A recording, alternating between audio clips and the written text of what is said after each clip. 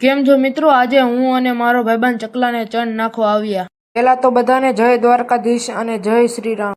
તો ફાઇનલી મિત્રો આપણે આપણા લોકેશને ચણ નાખવા પહોંચી ગયા, હું અને મારો ભાઈબંધ. હું લોકેશને પહોંચીને 4-5 ઈંટ મૂકીને એની માથે કુંડું મૂકી દીધું અને હું પરોઠો વાળીને બેસી ગયો. ચકલા માટે આખું કુંડિયું પાણીનું ભરી દીધું અને એમાં મારો ભાઈબંધ કે બસ હવે બસ. તો મિત્રો આ આંબડીનું લોકેશન છે અને હું આ જગ્યાએ ચકલા માટે ચણ નાખવા આવું છું. તો ફાઇનલી પાછો હું પરોઠો વાળીને બેસી ગયો અને 10,000 વાળા ચશ્મામાં આપણી એન્ટ્રી થઈ ગઈ અને માળા ઉતારીને એમાં ભરી લીધા. એમાં મને થયું કે બીજો માળો ઉતારીને થોડા ઘણા વિડીયો શૂટિંગ લઈ લેવી અને મેં બીજો માળો ઉતારી લીધો અને માળો સાફ કરી લીધો અને માળામાં મેં બાજરો ભરી લીધો અને મારો ભાઈબંધ કે સલકાતું ભરી દે, આજે તો ચકલાને ભૂખ્યા નથી રહેવા દેવા અને મેં ફૂલ ભરી લીધો માળો પણ ઉતારીને વિડીયો લઈ લીધો અને મેં ત્રીજો માળો ઉતારીને સાફ કરી લીધો અને માળામાં ઘઉં ભરી લીધા અને ફરીથી આખો સલકાતો ભરી લીધો અને મેં મારા ભાઈબંધને કીધું કે તું કાંઈ પણ બોલતો નહીં. कैसे कैसे लोग रहते हैं यार यहाँ पर. साला तुमको पागल कुत्ते का गाड़ी उठा के ले जाएगा बता रहे हैं हम.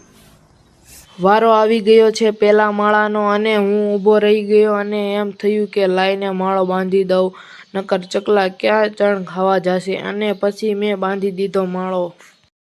બીજા માળાનો વારો આવી ગયો અને હું ઊભો રહી ગયો અને બીજા માળાને બાંધી દીધો ઢાંકણામાં. મને એમ થયું કે ફિટ થાય તો સારું. હું રહી ગયો ઊભો અને મેં પહેરી લીધા ચશ્મા અને વારો આવી ગયો ત્રીજા માળાનો અને તે માળાને મેં પાછળની સાઈડ બાંધ્યો હતો અને માળાને લાકડામાં બાંધી દીધો.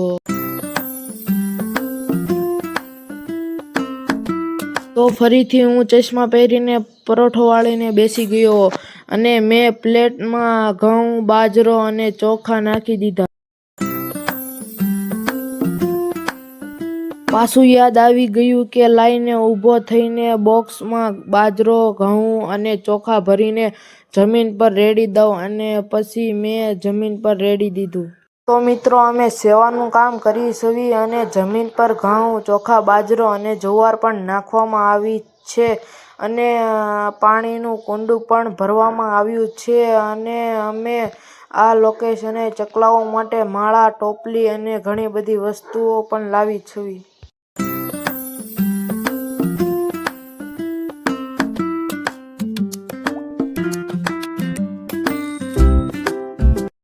મિત્રો તમને અમારું સેવાનું કામ ગમ્યું હોય તો લાઈક, શેર અને અમારા પેજને સબસ્ક્રાઈબ કરવાનું ભૂલતા નહીં. જય માતાજી.